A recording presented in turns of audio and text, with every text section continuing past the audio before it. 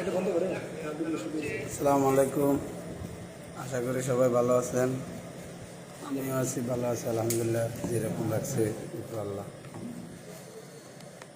আসলে আমি লাইভে আসার কারণ হচ্ছে একটাই, অনেক জায়গায় অনেকে অনেক রকম গুজব ছড়াচ্ছে।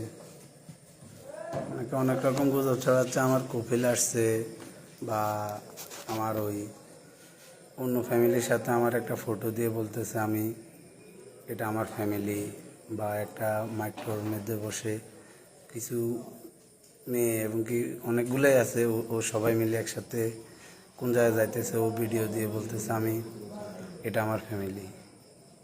আসলে এরা আমার কেউ না, আমার ফ্যামিলির কেউ ফটো বা কিছু ফেসবুকে নাই বা কোথাও নাই। এরা সব গুজব ছড়াচ্ছে। তো আমার ফেসবুক আইডি 3 দিন আগে হ্যাক হয়েছিল, আজকে ফিরে পাইছি।